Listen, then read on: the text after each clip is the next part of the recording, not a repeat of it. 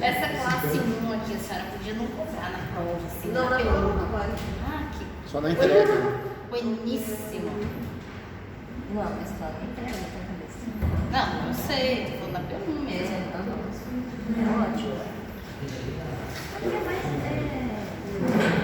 Bueno, buenas tardes. Entonces, el día de hoy vamos a estar hablando de lo que sería la leishmaniasis. La leishmaniasis, leishmaniosis, leishmania, vemos que es una enfermedad infecciosa que va a estar siendo causada por un protozoario intracelular estricto, eucariota, que va a estar dañando especialmente la parte del tejido retículo endotelial de mi paciente. Vemos que la leishmania se clasifica en 3 tipos clásicos, pero hay una cuarta también que algunas literaturas no consideran, pero son 4 tipos, digamos así, de leishmania. Tenemos la leishmania que va a ser la cutánea, acá afecta la parte de la piel del paciente. La característica clásica de esa leishmania es que el paciente va a estar presentando una úlcera con bordes elevados, un dolor. La parte interna de esa úlcera va a estar presentando como si fuera una característica chicloso, no va a ser entonces seco, va a tener una porción húmeda, por eso se le dice que tiene una característica chiclosa. Antiguamente en algunas regiones se le llamaba luego como úlcera del chiclero. Chiclete? Chiclete. Ah. Y vemos que va a estar acometiendo, especialmente va a estar transmitiéndose esa enfermedad a través de los mosquitos anófeles, y esos mosquitos pueden estar infectando lo que sería el cuerpo del hospedador, el ser humano, o los animales, especialmente los caninos. Entonces, por eso se conoce como una enfermedad zoonótica y antroponótica. Vemos que, entonces, como les dije, la leishmania es una enfermedad que va a estar teniendo un grupo bien complejo. Tenemos un grupo complejo de enfermedades que van a ser entonces causadas por un protozoario. Ese protozoario va a ser eucariota unicelular e intracelular estricto, va a estar multiplicándose dentro de lo que serían las células. Afecta primeramente los macrófagos, y de los macrófagos se va a estar multiplicando hasta que ese macrófago se esté lisando, que se esté rompiendo, y va a estar después afectando toda la parte plasmática y otras células más del organismo. Entonces van a estar dañando principalmente el sistema retículo endotelial de mi hospedador, del paciente.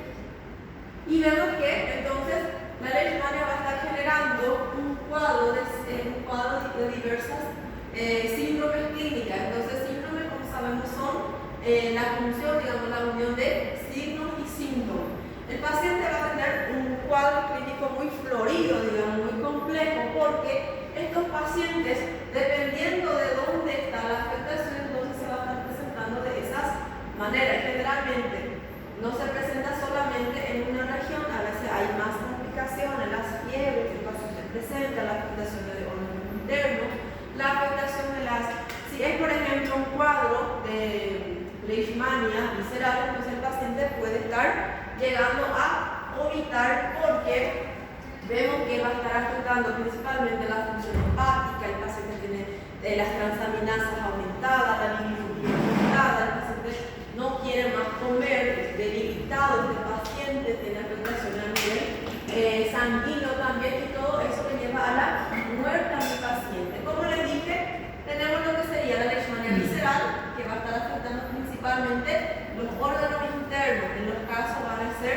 el hígado y el vaso. Después tenemos la leishmania cutánea. Si es cutánea, entonces afecta la parte de la piel de mi paciente. Y después tengo la leishmania mucosa, que afecta especialmente la parte de la mucosa nasal del paciente, y esa afectación puede estar extendiéndose a la parte de los labios del paciente, la parte oral de estos pacientes.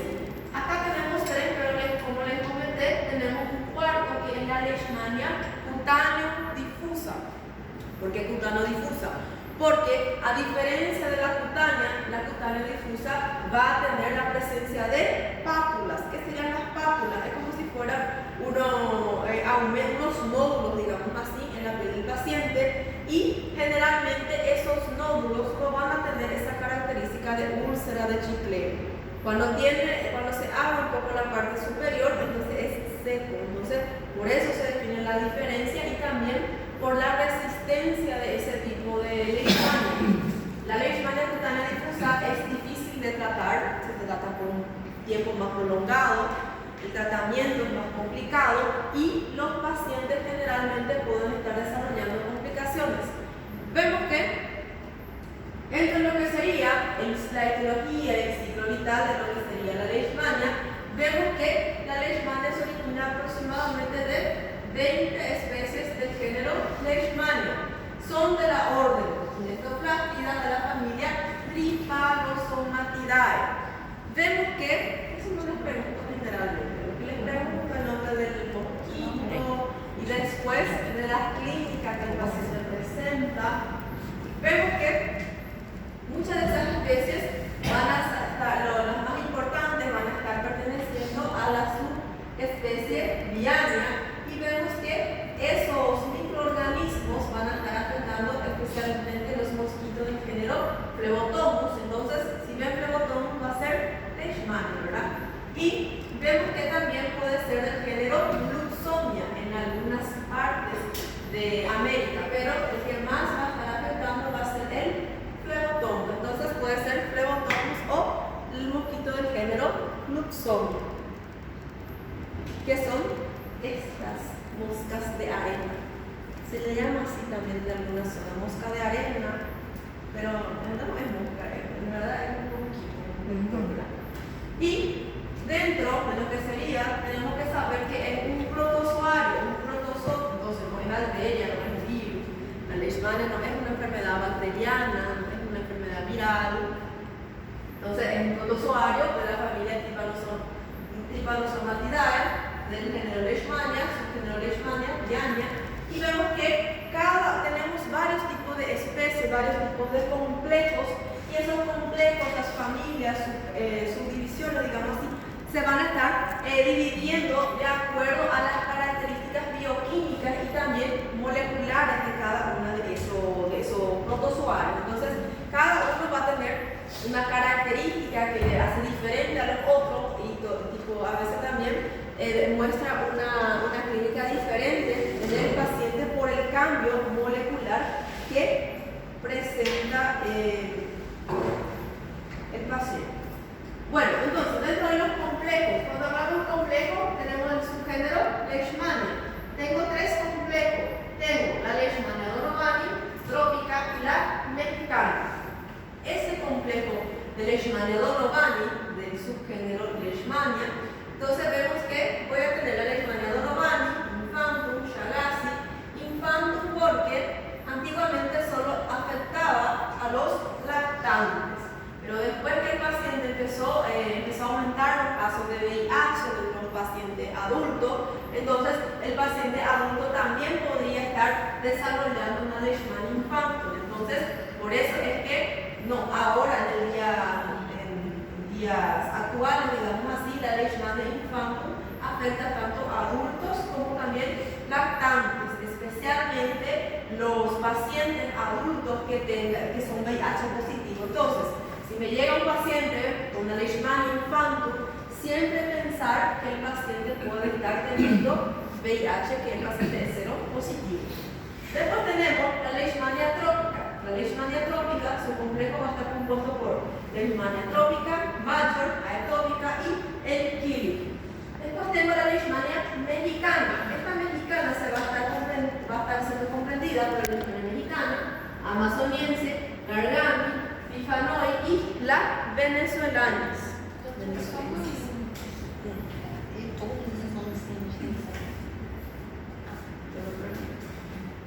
No, solamente lo que sé, porque nomás que conozca para no falar nunca, si te dicen y vemos que el subgénero Viania va a estar compuesto por la Leishmania brasiliense. ¿Cuáles son sus especies? Leishmania brasiliensis, panamensis,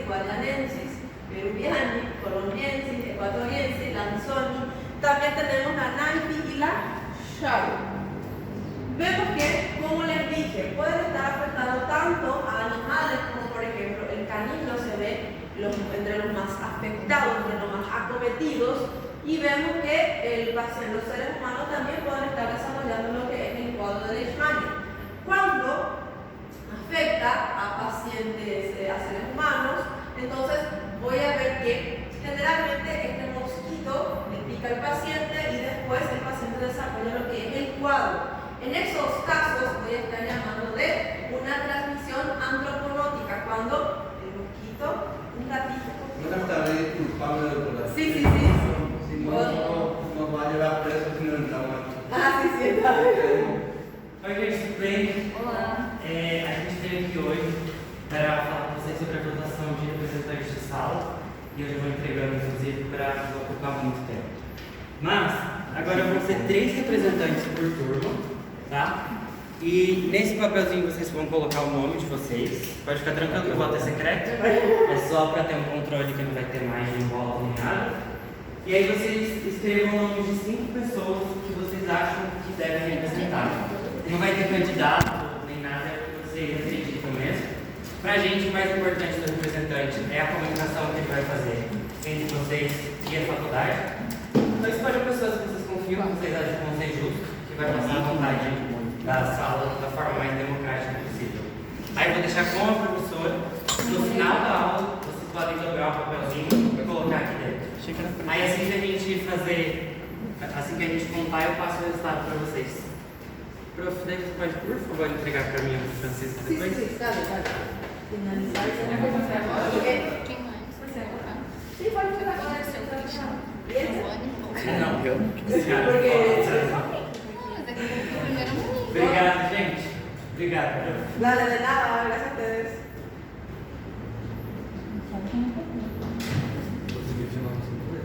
Pode já? Sí, ahora ya coloquen acá y traten de ayudar para que no se olviden. Ah, que bonitinho. Pode colocar 3 vezes mesmo, não? Tá bom. Bom, Vocês são bons, né? O povo coloca 5 vezes no link.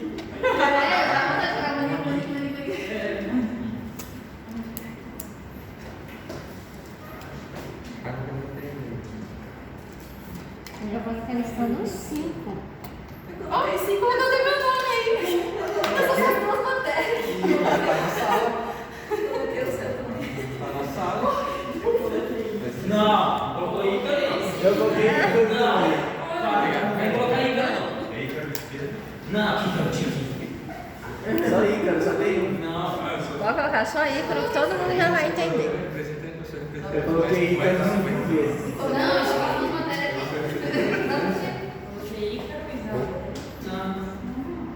Eu coloquei no Nico. O quarto eu não sei qualquer cargo, só pra deixar. A gente vai mexer em time que tá ganhando, né? Eu coloquei você, coloquei a Vicky, coloquei o Giovanni. A Vicky é doida. Não, Ai, você tem que vir aqui pra você ir das reuniões. A Vicky, se ela fosse fazer uma campanha, ela fala assim, gente, não tinha. Ai, É um pouquinho. Sí, por eso que de la mañana es más. é, de manhã, é de manhã. Y siempre es, todo semestre pasado también. Vai na nossa sala de manhã, Sí. Hoje eu vi a senhora terminando um acidente ofídico na turma da manhã. Sí, claro, entonces, continuando. ¿Quién ganó?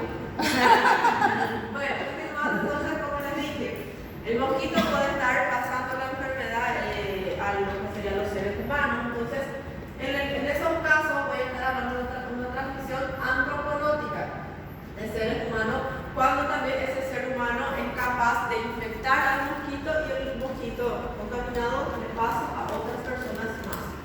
Después tenemos lo que sería la zoonótica, cuando el mosquito le pica lo que sería a los caninos y el canino desarrolla lo que es la enfermedad. Entonces, vemos que de esta manera es lo que se va a estar presentando lo que serían esos caninos. Dentro de la estructura, la morfología de lo que serían estos la leishmania, vemos que vamos a tener dos formas de leishmania. Tenemos el promastigote extracelular flagelado.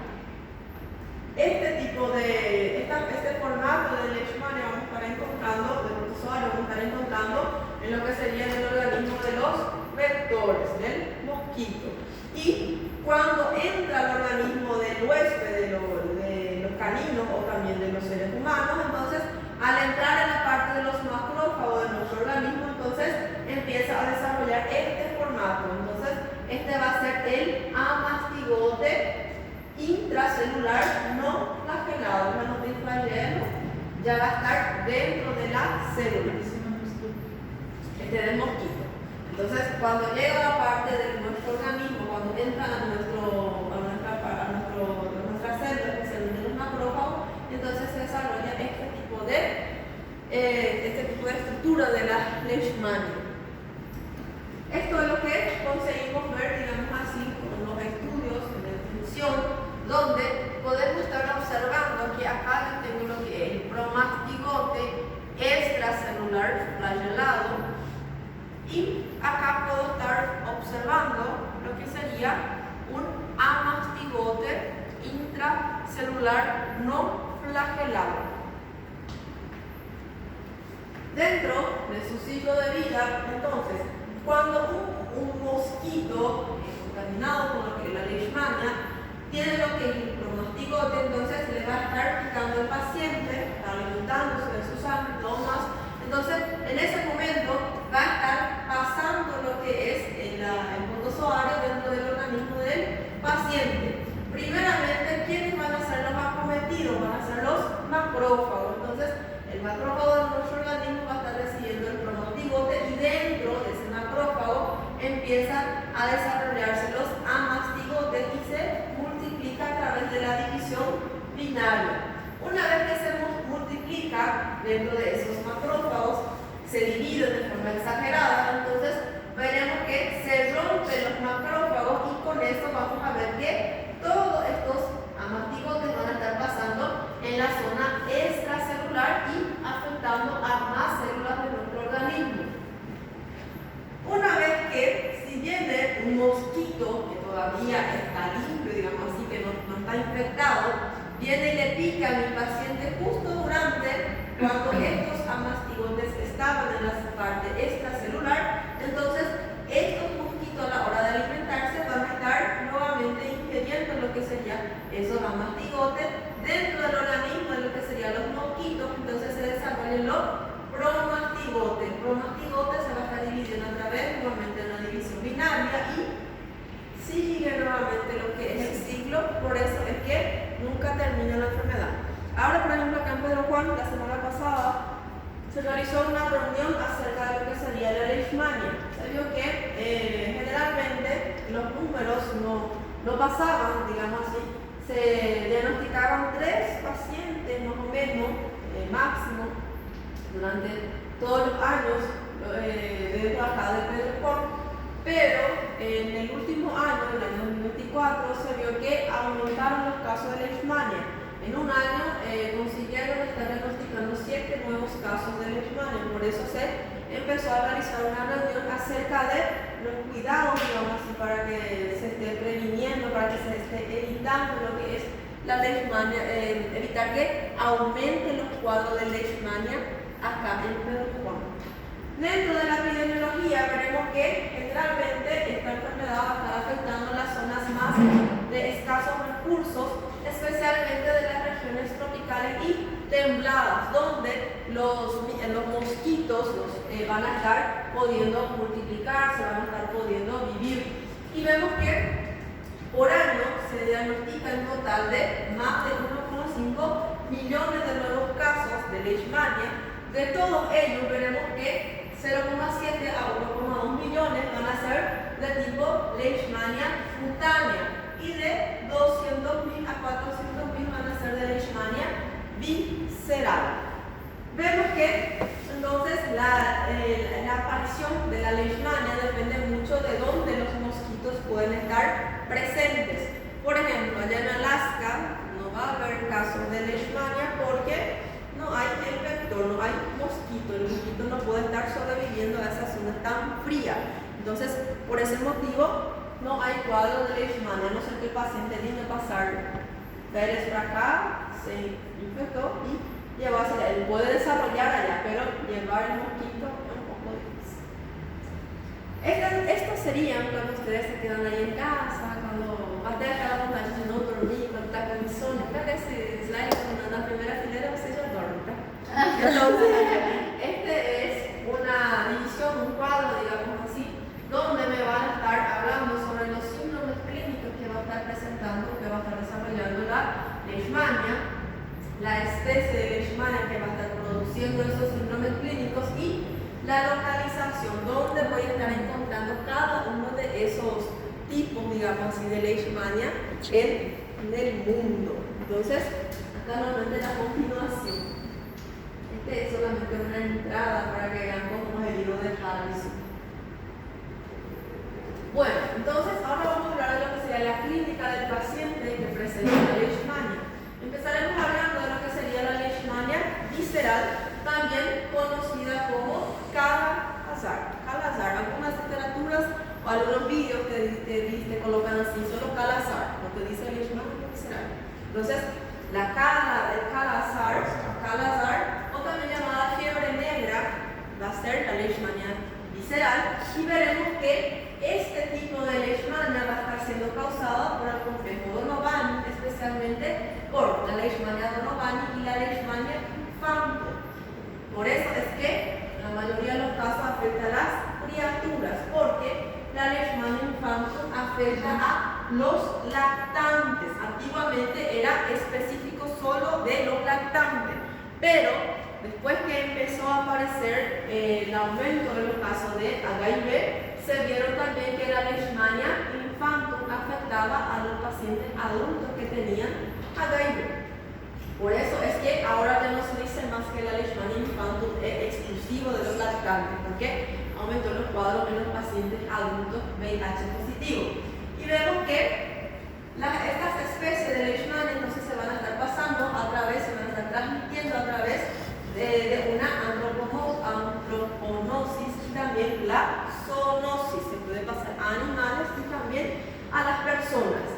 Existen 4 focos principales donde esta enfermedad es bien frecuente. Algunos de ellos van a ser India, Nepal, Bangladesh, Sudán, Etiopía y Brasil. No es porque en Paraguay no tenga, sino que acá en Paraguay, por ejemplo, muchas veces los estudios epidemiológicos no hacen una actualización anualmente, y por eso es que a veces nosotros buscamos en internet y no encontramos muchos datos, porque no se carga, no se actualiza lo que serían los datos. De estos focos, el más afectado es India, y vemos que en las partes de África Occidental y subsahariana la leishmania visceral es más rara, porque el mosquito no está en esas regiones, entonces todo eso dificultará la aparición de lo que sería la leishmania visceral.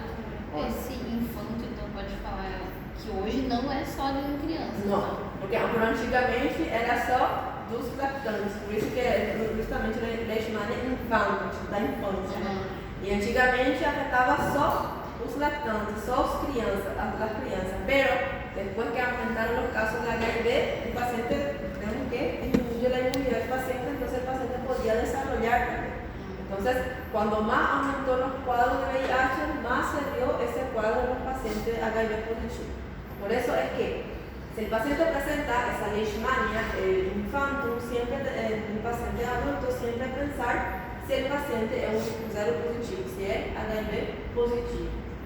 Bueno, entonces vemos que esa leishmania es una enfermedad mediterránea, endémica, que va a estar siendo causada por la leishmania infantil. Y vemos que los reservorios van a ser tanto el canino grande, los lactantes y los pacientes HIV positivo. Y vemos que va a ser ¿quiénes van a ser los que tienen un riesgo mayor a desarrollar también la leishmania infantil? Especialmente esos pacientes que están adictos a drogas intravenosas y trasplante de órganos. La inmunidad estado puede tener esos protozoarios en su interior.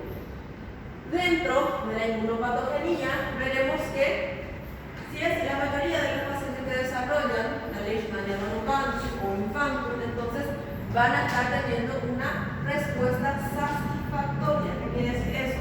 Si el paciente es un paciente sano, que no tiene enfermedad de base, que no tiene HIV, entonces probablemente puede recibir el protozoario, pero como la inmunidad está trabajando de forma satisfactoria, entonces el paciente no desarrolla el cuadro. Muchas veces el paciente se queda asintomático.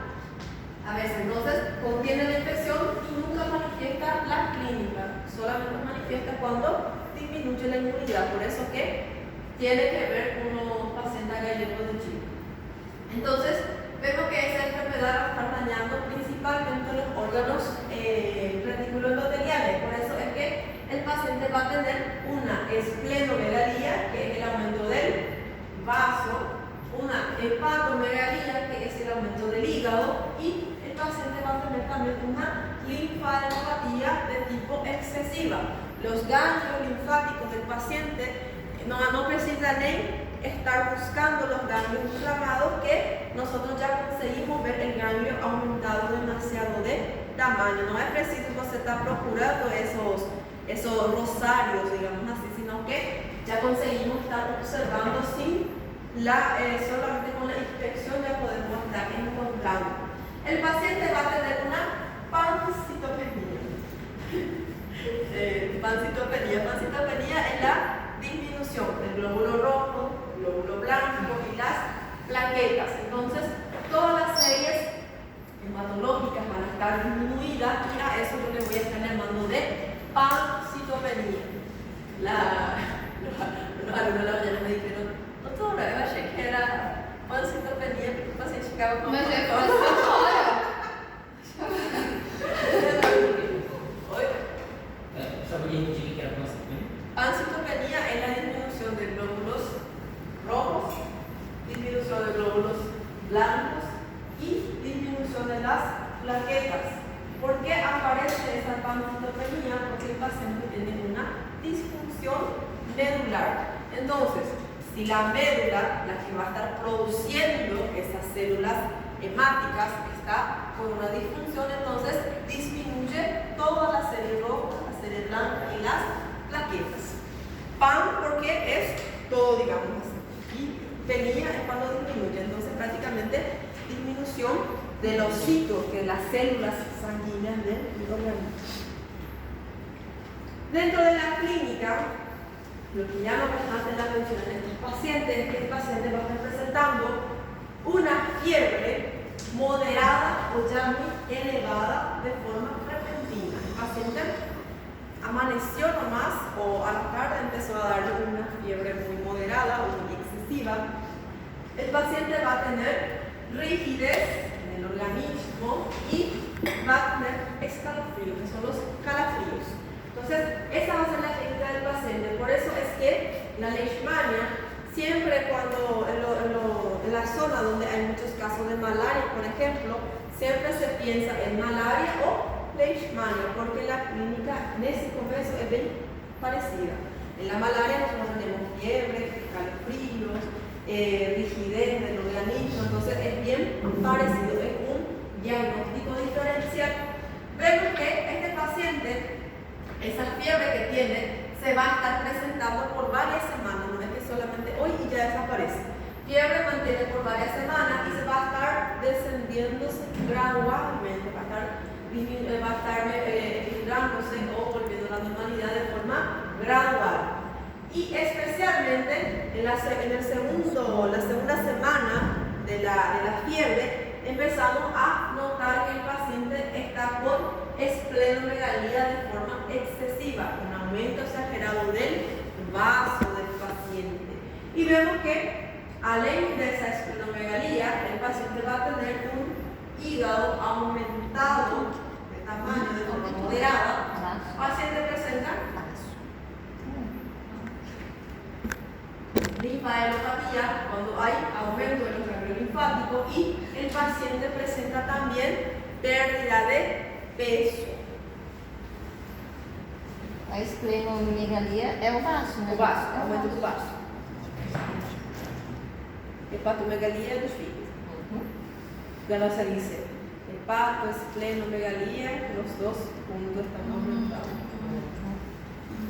Entonces, el paciente va a estar desarrollando un cuadro también de debilidad, presenta una piel oscura, una coloración de piel oscura por el aumento de los pigmentos, la bilirrubina y eso va a estar aumentado. Entonces el paciente presenta aumento de la coloración de la piel, por eso se conoce como fiebre negra también lo que es la enfermedad.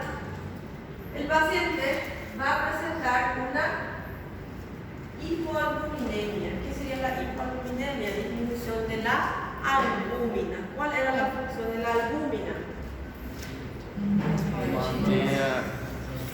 Estar equilibrando lo que es la presión oncótica. Entonces, si hay poco albúmina en la parte nasal del paciente, entonces toda la parte de lo que tenía que estar dentro de los vasos sanguíneos van a estar pasando al tercer espacio. Entonces, consecuentemente, el paciente empieza a desarrollar edema, por eso que el paciente se pica con esa pancita más grande, con esa pancita llena de agua, porque empieza a desarrollar ascitis, porque tiene disminución de albúmina. Tiene edema podálico, en la parte de los pies del paciente también van a estar hinchados, porque el paciente tiene disminución de la albúmina. El paciente también va a estar desarrollando, si tiene disminución de los glóbulos rojos, si tiene leucopenia, todo eso le va a llevar al paciente a desarrollar un cuadro de insuficiencia cardíaca de tipo congestiva. Entonces, el paciente tiene disminución de lo que serían las hemácias, el cuerpo intenta equilibrar esa falta de hemácia, empieza el corazón a trabajar el doble para intentar suplir las necesidades, para que ningún tejido sufra necesidades. Hasta aquí el paciente ya empieza a desarrollar un corazón aumentado, una insuficiencia, porque llega el momento que el corazón de tanto trabajar se queda más, empieza a trabajar más despacio porque se queda cansado, está aumentado de tamaño. Y como hay ese ascitis, ese encharcamiento del paciente, ese cuadro de insuficiencia cardíaca va a ser de tipo congestiva, con líquido. Trombocitopenia, el paciente tiene disminución de plaquetas, entonces el paciente va a estar presentando sangrados, entonces el paciente tiene epístasis, que es sangrado de nariz, hemorragia en la parte de la retina, retiniana, y hemorragia digestiva, que puede ser una hemorragia digestiva alta o una hemorragia digestiva baja del paciente. El paciente también va a tener aumento de la inmunoglobulina policlonal, lo que le va a estar desarrollando una hipergamma-globulinemia. Y el paciente, como tiene afectación en la parte hepática, entonces empieza a desarrollar lo que sería aumento de las transaminasas hepáticas, y también tiene un aumento de lo que sería la bilirrubina del paciente. Por todo eso el paciente va a tener esa coloración amarilla, negra de la piel. Y veremos que, entonces podemos ver acá que el hígado está muy aumentado de tamaño. Generalmente se dibuja de esta manera para ver hasta dónde el hígado está aumentado. Porque lo ideal es que yo no sienta el borde del hígado cuando yo toco, pero cuando veo que está debajo de la costilla, entonces ya puedo decir que el paciente tiene un hígado aumentado de tamaño. Se dibuja eso para saber hasta dónde está aumentado lo que es el hígado. Y acá todo lo que serían los síntomas de la pancitopenia. Si hay disminución de los glóbulos rojos, el paciente aparece de forma debilitada. Por causa de esa disminución de los glóbulos rojos, mi paciente empieza a desarrollar una frecuencia cardíaca rápida que va a estar desarrollándose después como una insuficiencia cardíaca conflictiva. El paciente tiene fatiga, el paciente tiene problemas hemorrágicos porque tiene disminución de las plaquetas, presenta fiebre y convulsiones por esa fiebre aumentada que tiene el paciente, y como los leucocitos también están disminuidos en estos pacientes. Esto de acá serían prácticamente infecciones que pueden estar apareciendo ya que el paciente ya tiene leishmania. Entonces, estos pueden aparecer como una sobreinfección, como una infección secundaria. El paciente tiene leishmania, tiene comprometimiento de lo que es la inmunidad, entonces empiezan a aparecer estas infecciones secundarias que van a ser como por ejemplo el sarampión, la neumonía, tuberculosis, la difteria a mediano gastroenteritis, el herpes zóster que el paciente puede estar presentando, los furúnculos cutáneos y también la escabiosis. Todas estas pueden ser infecciones que, como si fueran infecciones oportunistas, vieron que la inmunidad del paciente está disminuido, entonces se aprovecha de la situación para estar apareciendo en el organismo de mi paciente. ¿Cómo yo voy a estar diagnosticando lo que es la leishmania visceral? A través de los métodos diagnósticos, por ejemplo, el frotis de tejido aspirado. Se va a estar realizando aspiración, por ejemplo, de los órganos acometidos y se van a estar realizando un frotis de esos tejidos afectados para estar encontrando a través de esa tinción lo que serían los amastigotes y todo. Podemos realizar la prueba de ELISA del paciente y los anticuerpos inmunofluorescentes indirectos, que van a ser el IFAT y la prueba de inmunocromatográfica rápida, que es el RK39. En la prueba, si ven RK39 es leishmania, porque es uno de los más específicos de la leishmania. También podemos estar realizando el PCR del paciente. Entonces, esa prueba inmunocromatográfica rápida, RK39, van a ser los testes rápidos que le a su paciente para ver si realmente es una leishmania. Diagnóstico diferencial. ¿Qué serían los diagnósticos diferenciales? Son cuadros clínicos parecidos a la leishmania. Por ejemplo, justamente estoy en un lugar donde hay muchos casos de malaria, hay casos de leishmania también. Un cuadro me parece bien parecido, entonces no sé cuál de ellos es. Entonces, puede ser una leishmania o un paludismo que es la malaria. Puede ser leishmania o una fiebre tifoidea, porque la clínica es bien parecida. Puede ser leishmania o una tuberculosis, aunque la tuberculosis, dependiendo qué tipo de tuberculosis es, generalmente también con esas pruebas, con la ayuda de esas pruebas, yo ya sé diagnosticar a lo cierto cuál patología es. La brucelosis, esquistosomiasis, la histoplasmosis, hipertensión portal. ¿Por qué hipertensión portal? Porque el paciente presenta una esplenomegalía también que me hace pensar que, por ejemplo, el paciente es un paciente con enfermedad crónica, hace muchos años ya un paciente rebelde, justamente empezó a desarrollar todo ese cuadro de fiebre, justamente tiene también esplenomegalía, justamente estoy en una zona donde hay muchos casos de leishmania, entonces puedo estar pensando, puede ser leishmania o una hipertensión portal. Por eso es que tenemos que conocer lo que es el antecedente patológico personal de esos pacientes. Una leucemia mieloide crónica, especialmente porque hay afectación de las células hematológicas del organismo del paciente, hay lo que es el aumento del vaso del paciente, aumento de hígado, entonces me hace pensar que puede ser una leucemia mieloide crónica o puede ser una leishmania, y el síndrome esplenomegalia tropical que van a estar afectando especialmente la parte de lo que sería el vaso también del paciente. Entonces, siempre pensar en esas patologías como diagnóstico diferencial. Es bien parecido a uno, pero puede ser una leishmania. 10 minutos y continuamos.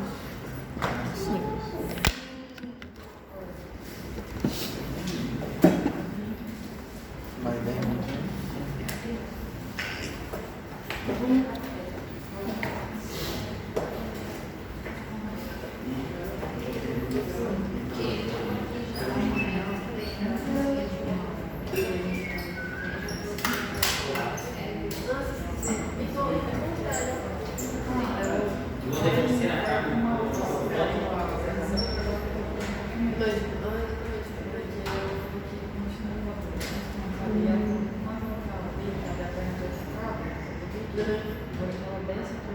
Dói. Mas eu não preciso mesmo porque não dá pra viver assim. A gente vai, mas ninguém não faz foto, porque é longe, 10 horas de viagem. Eita, é algo. Daí a gente sai cedo, chega lá no meio, a gente passa os carros e vem pra volta. Sim, não canseiro, né? Sim, sim, dale.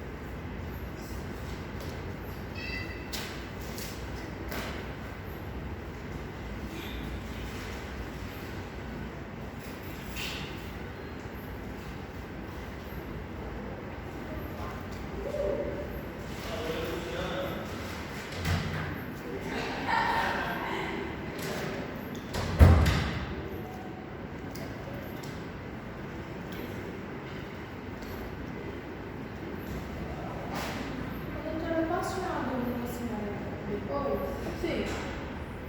Depois? Pode chamar.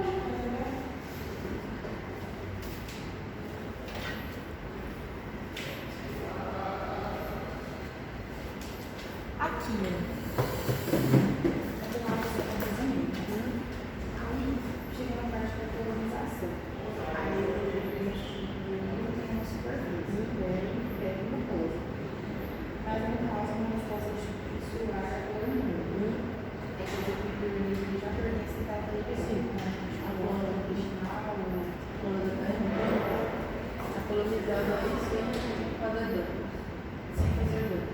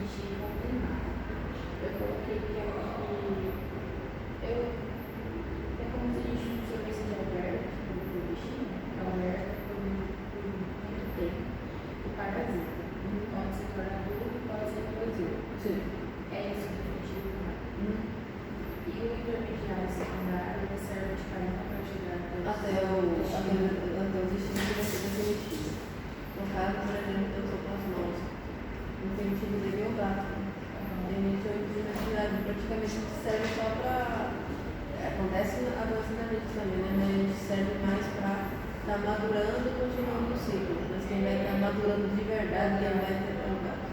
Deixa eu mostrar.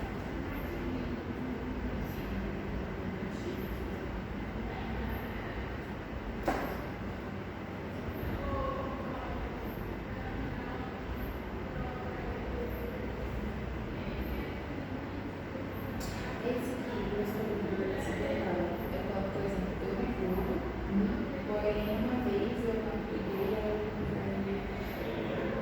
aí dessa vez eu não assim, essa aqui eu coloquei que o paciente se cuida, porém uma vez que ele não se cuidou, ele não, ou o paciente consegue se expelir a doença, não é espontaneamente. Ele teve a polha, mas foi de forma acidental, né? Ele vai ter doença. Sim. Então ele se cuida todas as vezes, aí uma vez. É, mas foi acidentalmente. Daí a gente nem assim, que é senão meu marido já tô mais inteiro dele, todos os clientes.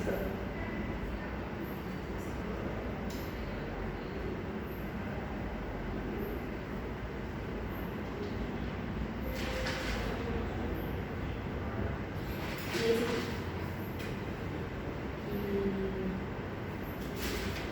Que é o mecanismo de transmissão. Aí vai contato direto, fluido patológico, contato direto, por meio de gotículas, água dos alimentos aqui. E esse por artrópodes também. Mas e esse por feridas e pontos? Por exemplo, os ácaros voltando no polo, tipo, quando a gente fica uma semana sem limpar a casa, por exemplo. Olha, a gente não consegue ver tudo ali. Por isso é que os que têm asma, por exemplo, começam a limpar ali e começam a dar até crise, né? Porque a gente não consegue ver os ácaros, os que estão ali entre os postos, assim, então começa a ver.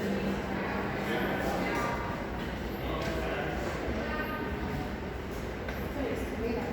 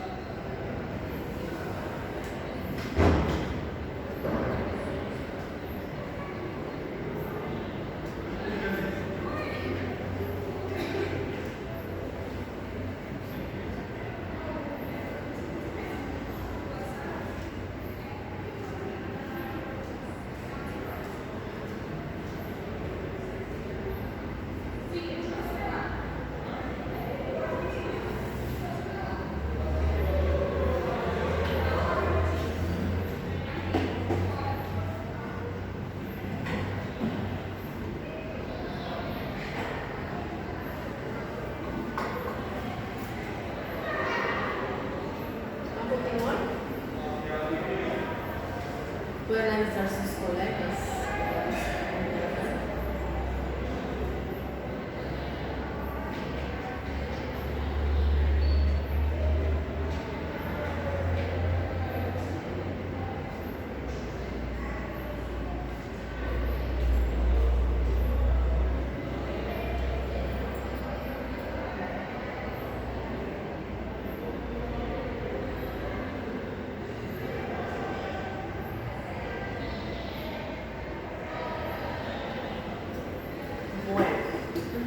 Entonces, vemos que para el tratamiento de lo que sería la leishmania vamos a estar utilizando, en el caso que el paciente desarrolle un cuadro de anemia muy profunda, lo primero que debemos realizar es una transfusión sanguínea del paciente. El tratamiento de elección para la leishmania visceral va a ser el antimonio pentavalente, que es el Cantine, su nombre comercial, su nombre genérico es antimonio pentavalente, que va a ser de 20 miligramos por kilo, intravenoso o intramuscular. Vamos a estar utilizando ese medicamento por aproximadamente 28 a 30 días. Después tenemos la anfotericina B. La anfotericina B vamos a estar utilizando 0,75 a 1,0 miligramos por kilo intravenoso en 15 días en días alternos. ¿Qué quiere decir? 15 veces de días alternos. ¿Qué quiere decir eso? Durante 30 días yo le voy a realizar el tratamiento al paciente, pero un día sí, un día no. Un día sí, un día no. Por eso se dice en días alternos en 15 ocasiones. Entonces prácticamente el tratamiento va a ser de 30 días. Un día sí, un día no, y así sucesivamente. También podemos estar utilizando lo que es la miltefosina de 50 miligramos, que va a ser de forma oral cada 12 horas durante 28 días también. Esta miltefosina nosotros utilizamos en los casos que yo empecé el tratamiento del paciente con antimonio, pero el paciente tiene resistencia.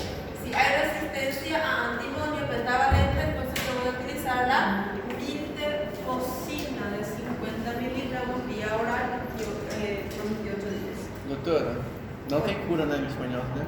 Em humanos também não, né? No, solamente hacemos el tratamiento, disminuye lo que es el cuadro, pero una vez que el paciente tenga nuevamente la disminución de inmunidad, puede aparecer el cuadro, pero este tratamiento, digamos así, va a estar ayudando a que el cuadro no esté activo siempre. Por eso es que es bueno que el paciente tenga un tratamiento completo para no tener también las recaídas. Porque si tiene tratamiento completo, entonces eso va a ayudar a que no aparezca el cuadro tan rápidamente nuevamente. Después tenemos la leishmania cutánea. Entonces tenemos que la leishmania cutánea vamos a estar teniendo la de viejo mundo, nuevo mundo, especialmente esto se divide así porque igualmente se veía más en la parte africana y todo más, pero después empezaron a haber muchos otros estudios que mostraron que en la parte de América también hay muchos casos de lo que sería la leishmania. Y vemos que la leishmania cutánea, la zoonótica, casi siempre va a estar siendo producida por la leishmania macho, que va a estar afectando, va a estar parasitando diversos tipos de roedores del desierto. Después tenemos lo que sería esa leishmania cutánea de Nuevo Mundo, que es zoonótica y va a estar producida por la leishmania mexicana, panamense y amazonensis. Y vemos que como resultado de la urbanización, ¿qué quiere decir eso? Ahora, por ejemplo, como se fueron, acá por ejemplo, antes era todo más mato, digamos así, pero con la urbanización y todo eso, deforestación, entonces vemos que la leishmania brasiliensis entonces empezó a adaptarse a los animales domésticos o urbanos o peridomésticos. Entonces, por eso es que afecta especialmente los perros que nosotros ya vamos a tener domesticados en casa. Antiguamente se veía más esta leishmania brasiliensis, especialmente en esos animales selváticos, salvajes, pero como aumentó, digamos así, la urbanización y la deforestación. Entonces, a causa de eso, se ve ya en los animales domesticados. Dentro de la inmunopatogenia vemos que el paciente va a estar desarrollando lo que es esa úlcera cutánea, y eso va a ser como respuesta inmunológica. Cuando aparece, entonces como si fuera un aviso que el paciente tiene lo que es la leishmania cutánea. Una vez que se cicatriza y todo más, entonces quiere decir que el organismo del paciente está teniendo una buena inmunidad, por eso es que se cicatriza, se cierra nuevamente, pero mismo así se tiene que realizar lo que es un tratamiento para que no se quede mucho tiempo abierto lo que es esa lesión. Vemos que pode ter mais de uma vez. puede ter, porque el paciente, tipo, una vez que tiene tipo, todas las veces que disminuye esa inmunidad, puede aparecer otra vez. Ya fica igual o herpes, ya fica allí esperando que el paciente baje. Y vemos que una vez que se cicatrice lo que es estas lesiones en la parte cutánea de la piel, entonces la persona ya es inmune a ese tipo de protozoario, a esa especie. Entonces se muestra de esta manera lo que es el cuadro antes de aparecer aquella úlcera más chiclosa, ¿verdad? Así se muestra lo que serían los ganglios linfáticos, muy aumentados de tamaño. Podemos ver que extremadamente aumentado. No es preciso estar procurando acá con los dedos, sino que solamente al mirar ya te das cuenta que está muy aumentado. Vemos que en el cuadro clínico de estos pacientes con leishmania cutánea vamos a estar viendo que van a tener lo que es este tipo de... Presentan nódulos con bordes indoloras, con bordes elevados, que pueden ser únicos o pueden ser múltiples. Presentan lo que serían las adenopatías, las lesiones cutáneas que van a estar, primero están cerrados, pero después ya se ulceran estas lesiones, y el paciente va a tener las lesiones en satélite. ¿Qué quiere decir eso? Generalmente cuando hay los cuadros de esa úlcera, no aparece tipo 4 en un mismo lugar. A veces aparece uno en la mano, otro en la miembro superior, otro en la parte del tronco del paciente, otro en el miembro inferior, y así entonces se conoce como lesiones satélites. Satelitalmente se va a estar distribuyendo. Y vemos que se conoce como la úlcera de Chiclero, especialmente los que son causados por la leishmania mexicana, entonces van a tener este tipo de características. Chiclero, porque la parte de la úlcera no va a ser seca, sino que va a ser húmeda, entonces parece que tiene un aspecto pegajoso, chicloso. ¿Cuáles son los diagnósticos diferenciales que el paciente? Otras lesiones que van a estar afectando la piel del paciente van a ser, por ejemplo, que son bien parecidas a lo que sería la leishmania cutánea, pero van a ser, por ejemplo, a veces el paciente llega y el hospital presenta este tipo de lesión y dice que fue mordido por un insecto o fue mordido por una araña. Ese paciente se va después de mucho tiempo cuando el dolor ya no aguanta, entonces, o cuando la lesión ya está muy aumentado en tamaño. Entonces llega de esa manera y te dice, no, me mordió una araña, seguramente. Fortes, aumentadas, só leishmania que tem. A mais característica é, mas começa desse jeito, né? Aí, por exemplo, o bode não é tão elevado ainda, a gente pode pensar ainda que é uma mordedura de algum inseto ou algum tipo de aranha. Y vemos que otra de los diagnósticos diferenciales van a ser también la tuberculosis cutánea. Los pacientes que tienen tuberculosis cutánea, vamos a ver también que van a tener esos nódulos aumentados en la parte de la piel del paciente. Infecciones micóticas.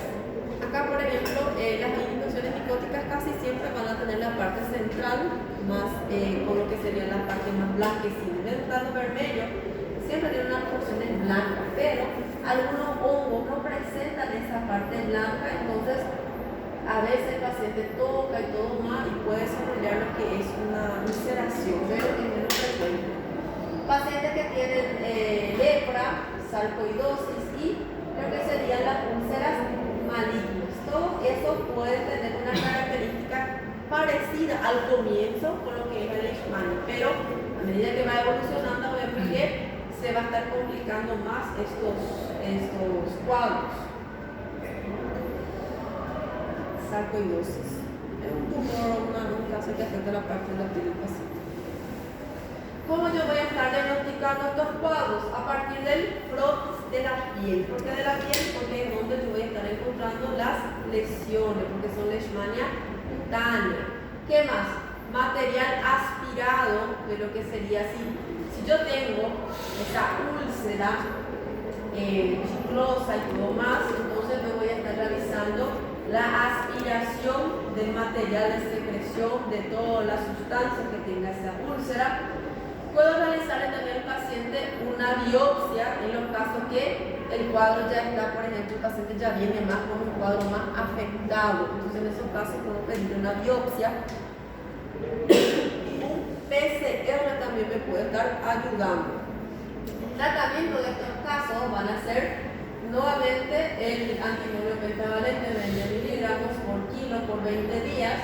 También puedo estar utilizando lo que sería el pentamidicetionato, que son en 2 inyecciones de 4 miligramos por sal por kilo y en intervalos de 48 horas. Entonces son 2 inyecciones. Voy a colocar uno, después de 48 horas le voy a estar aplicando la otra inyección.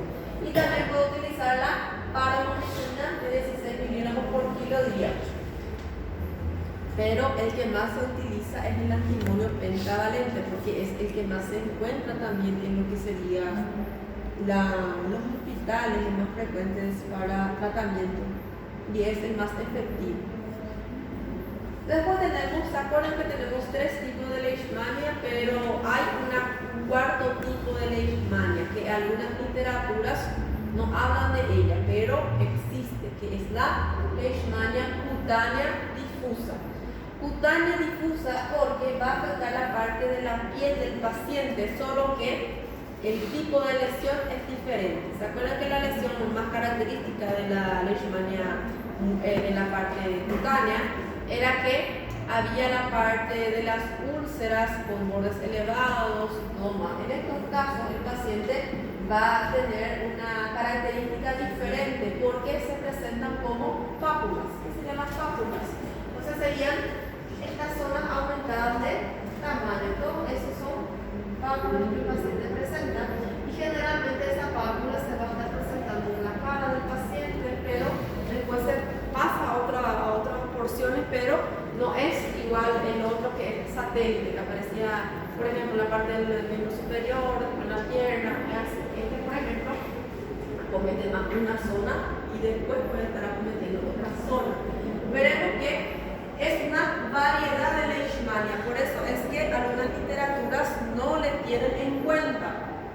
Se caracteriza porque hay una ausencia de respuesta inmunitaria contra ese parásito. Por eso es que falta más estudios sobre él, porque no se sabe por qué lo que las células no tienen respuesta cuando este tipo de leishmania entra al organismo de mi paciente.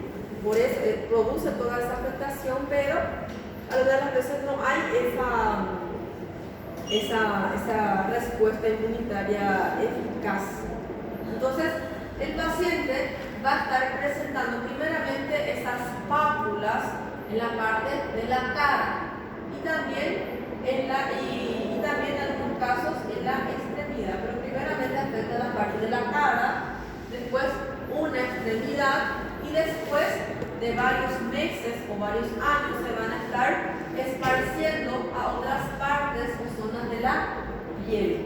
Veremos que su distribución puede ser simétrica o asimétrica. ¿Qué quiere decir eso? Por ejemplo, simétrica va a ser, apareció acá una pápula, apareció acá también, apareció otro acá, apareció del otro lado también. Entonces es simétrico porque aparece junto.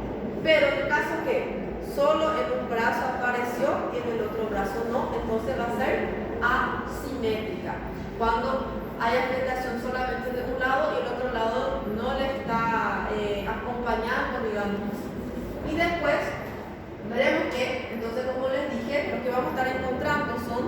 lo que serían esas pápulas. Y esas pápulas se convierten en nódulos, se vuelven más rígidos, más fuertes, digamos así, y después empiezan a aparecer en la parte interna lo que serían como si fueran unas placas. Por eso también se les confunde mucho con infecciones micóticas, porque parece micosis, o aquí aumenta superficie, eso es lo que le cambia también.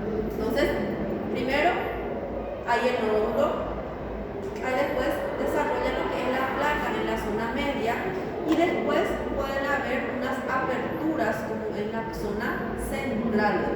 Después pueden estar presentando esto, pero generalmente no se ulcera, no van a estar presentando esa característica chiclosa. Podemos ver que las zonas donde aparecen esas placas van a estar secas. Y a diferencia de los otros tipos de leishmania generalmente cuando el organismo del paciente tiene una buena inmunidad, a veces no se presenta la clínica en sí, a veces el paciente es más asintomático o después va a presentar la clínica. Pero en estos casos, el paciente sí o sí presenta lo que es el cuadro clínico y el cuadro no se va a estar resolviendo de forma espontánea. Los otros, por ejemplo, aparece la clínica, después va a estar disminuyendo los cuadros, pero para eso necesita tratamiento. En estos casos sí o sí con tratamiento porque él solo no va a estar desapareciendo. Y a diferencia de los otros, esta leishmania cutánea difusa es difícil de tratar. Entonces, acá por ejemplo, como podemos ver, presenta una zona elevada, presenta como si fuera un gran nódulo, pero en la parte central es seco, con una placa central. Y el tratamiento que se utiliza es el antimonio pentavalente, aunque se usa por mayor tiempo porque no tiene un tratamiento, digamos así, más que resuelva rápido lo que es el cuadro clínico del paciente. Después tenemos la leishmania mucosa. La leishmania mucosa es la que vemos con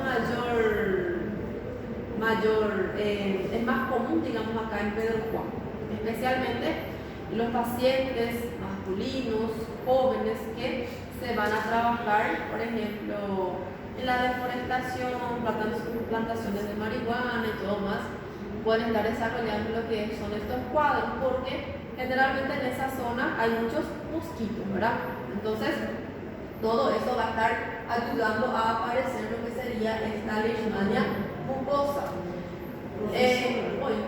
Só que pode desenvolver como câncer? Hoy. Essa leishmania pode desenvolver câncer? ¿Para cáncer? Sim. Sí, en los cuadros donde el paciente tiene antecedentes de cáncer puede estar desarrollando. Y si no se trata a tiempo, si deja mucho tiempo sin tratamiento, ahí sí tiene más facilidad para desarrollar un cáncer. Vemos que la leishmania mucosa va a ser un subgénero viaria y vemos que se ve más frecuentemente en las zonas amazónicas, en la parte acá en nuestro territorio paraguayo, Costa Rica. Entonces vamos a ver que el paciente desarrolla primeramente un cuadro de una úlcera más superficial que después va destruyendo profundamente los tejidos y va desarrollando un tipo de úlcera más profundo. Vemos que, por ejemplo, la leishmania brasilense entonces van a estar causando lo que serían estas lesiones cutáneas y van a estar realizando una extensión de lo que sería, aumenta lo que es el tamaño de la afectación, pero también en profundidad y va diseminando. Es causada por la leishmania típica, la leishmania brasilensis, puede ser causada por la amazoniensis y también la guayanensis panamensis. Con es más frecuente en los pacientes varones, jóvenes, y generalmente por lo que les dije, cuando se van a ir a trabajar en las zonas donde se realiza deforestación, plantaciones y demás cosas, entonces ellas tienen mayor riesgo a desarrollar lo que es el cuadro de leishmania mucosa. Vemos que a eso nosotros tenemos que evitar, antes de llegar a eso, nosotros hacemos el tratamiento, porque cuando llega a ese punto la no hay, ya es irreversible lo que es el daño en la parte de los cartílagos nasales y la parte, la estética local. Entonces, vemos que estos pacientes van a estar afectando principalmente la parte de los ganglios linfáticos y la circulación hasta llegar también a la parte respiratoria, y vemos que va a haber una destrucción masiva de lo que serían los cartílagos, la zona de la mucosa, y el paciente puede quedarse con algún tipo de discapacidad, especialmente cuando ese protozoario va a estar pasando por la zona de las vías aéreas respiratorias más profundas. Y como les dije, al igual que la leishmania difusa, esta leishmania mucosa no se resuelve de forma espontánea. Sí o sí se realiza tratamiento para que el paciente no desenvuelva complicaciones. Acá, por ejemplo, el paciente puede tener afectación de la parte de la mucosa nasal, los cartílagos, y eso se puede estar extendiendo a lo que serían los labios del paciente, y de ahí puede estar afectando también la parte de lo que sería toda la parte rígida y la zona más blanda del paladar del paciente. Entonces, eso puede estar destruyendo toda lo que sería la parte de la mucosa oral del paciente hasta estar afectando lo que sería las zonas respiratorias más distales. Entonces, en estos casos, el paciente primero desarrolla lo que es, inicialmente el paciente va a tener como si fuera lesiones en la parte de la nariz, lesiones pequeñas, por ejemplo, picadura de mosquito que no quiere estar mejorando, va enrojeciendo, después ya empieza a aparecer las costas, no quiere resolverse, no hay cicatrización, va aumentando y va profundizándose lo que es esa lesión. Entonces, afecta especialmente la parte de la nariz del paciente y puede estar desarrollándose la parte de los labios, la parte oral del paciente. Vemos que el paciente al principio va a tener un cuadro de congestión nasal, va a tener hemorragia o epíxtasis, va a tener la destrucción del cartílago nasal después de la evolución de esta enfermedad, y como consecuencia va a haber lo que es la perforación de lo que es el tabique nasal. En estos casos vemos que ya hay un acometimiento total, ya se perdió lo que es el tabique y ya va a estar alimentando, o sea, ya va a estar destruyendo lo que es la parte de todo el cartílago nasal de estos pacientes. Se puede estar extendiendo hasta lo que sería la faringe y la laringe del paciente, y eso va a hacer con que el paciente tenga una dificultad a la hora de hacer sonación, realizar sonaciones, y también a la hora de la deglución, porque como va a estar lleno de heridas, entonces le dificulta al paciente a la hora de tragar lo que es los alimentos. Vemos que muchas veces también se van a extender por la parte de lo que serían los labios del paciente y también el paladar blando, el paladar rígido, después el blando. Como yo voy a estar diagnosticando a través de los estudios como por ejemplo biopsia y PCR. El tratamiento nuevamente utilizo el Bucantin, que es el antimonio pentavalente de 20 miligramos por 30 días. Puedo utilizar la amphotericina B también, solamente en los casos donde yo tenga una resistencia al antimonio pentavalente. ¿Cómo voy a realizar la profilaxia? Como es un mosquito el que va a estar transmitiendo la enfermedad, entonces todas las medidas preventivas tienen que ser a base de evitar que los mosquitos le piquen al paciente. Entonces, voy a estar utilizando mosquiteros impregnados con insecticida.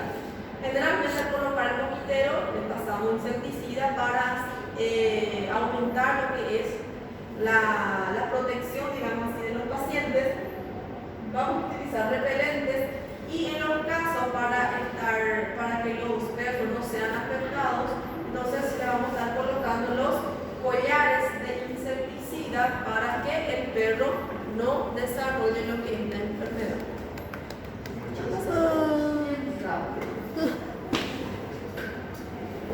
La próxima vez eu La próxima creo que es na Mara chama teta, no troqueiro chama.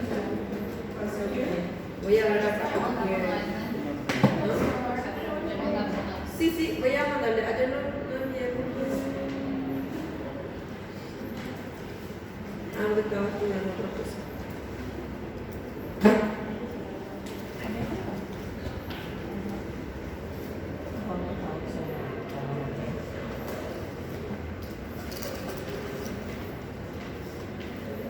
Oi.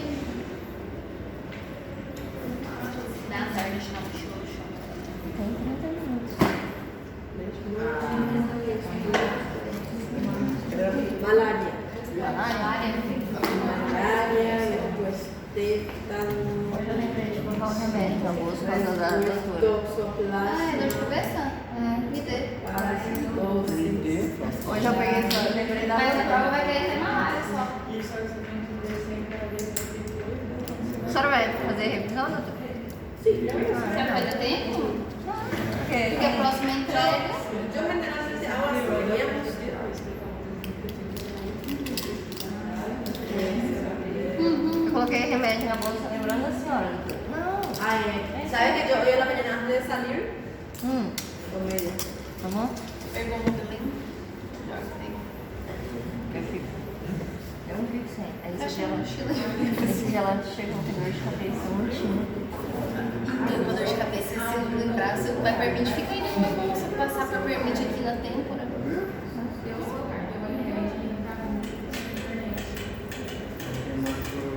Vamos lá. Você mandou? já tá atendendo. Deixa eu ver. Podia mandar no doutor Medina, né? Ah, ele subiu? Eu subi. Subiu? O doutor Medina? No, Manuela todavía no. Não, o senhor subiu. La aula pasada con el doctor médico. Que era 79. Era 79. Era de... Sobre a dioquinase.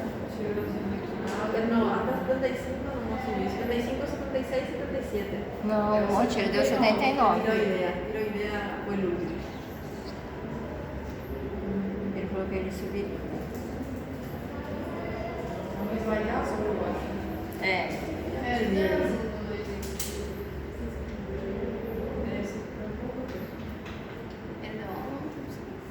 Doutor Medina deu?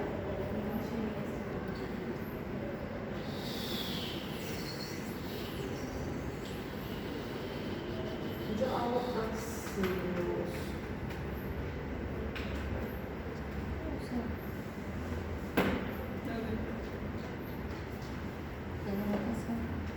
Não, amiga, isso aqui é de físico. Não, amigo, tem que ver se você não Por ejemplo. não tem. Por ejemplo, accidente físico.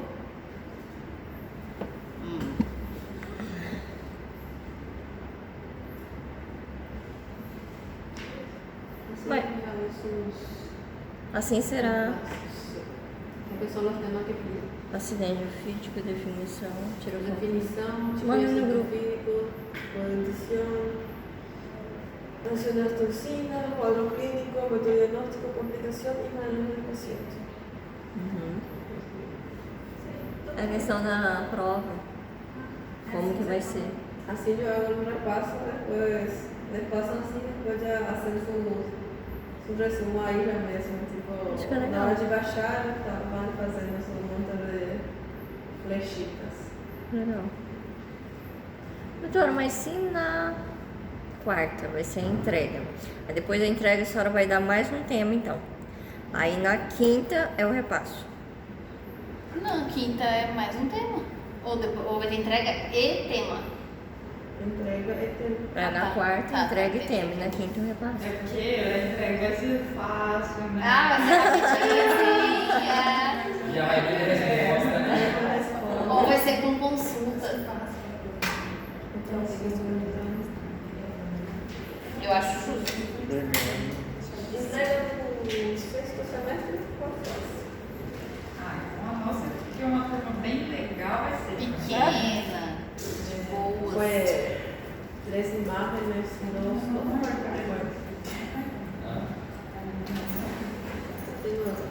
Já acho que o povo logo pra nós, nem compensa fazer prova. Ah, só porque é teu aniversário? Não, eu quero fazer só um trabalhinho assim. Não, sabe o que eu prefiro entrega? Porque já é um meio de você estudar. Às vezes o trabalho você faz porque você tem que entregar. Entrega não, entrega você tem que estudar. Já fica a dica pra prova. A melhor entrega. É óbvio. Depois é sexto semestre. Deixa eu ver, que matéria que é? Ah lá, entrega possível. Matéria, que matéria que é? Diagnóstico clínico. Pouquinho questão. Bonito. Eu fico pensando, parece ser difícil essa matéria, né? Porque eu não entendo nada do raio-x. No, por ejemplo, me puse 3 imágenes para hacer pulmonar. Entonces, la radiografía normal, saber normal la posición anterior, posterior o posterior anterior y saber decir 3 características normales que voy a ver. Por ejemplo, ángulo cardiofrénico, seno cristofrénico, clavícula. Ahí después, esta es una patología, decir qué patología es y cuáles son los Você vai ver os pontinhos. Esse daí ¿Vieron el fisiopata o van a ver? Isso que eu ia falar, a gente já viu, mas eu já esqueci. Aham. Las costillas horizontalizadas, corazón en gota. É que a gente passou de câncer já. Do slide de ontem, não tem No, todavía no. Não, amiga, Ese eu era el tiro a tema. foto que ela tirou. É de hoje? Ese era el É de tema, ontem foi que você pero me passou. debería estar. Nela, né? Esse deixa eu ver. Você vai entrar lá nos cabides? Vou. Você vai voltar? Vou.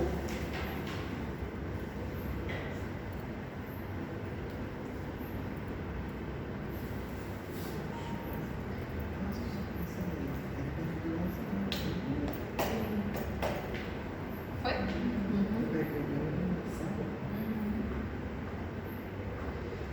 Eu tenho daqui, ó. Tenho vários fisipatas. É o meu e da Bianca, inclusive. Comparando isso pelo que ela tem. Aí, ó. ¿Tienes clase ahora? É, de inglês. Sabe por quê? Eu tô fazendo comigo, né? Ó, esse aqui. Você nem Eu conhece que o nome? anotei esse. Você vai guardar esses slides aí comigo. E esse é da Bianca. Voy a llamar lo que no estaba presente aquella hora. Ah, pra trás. Alex Fernando. Aline. Amanda.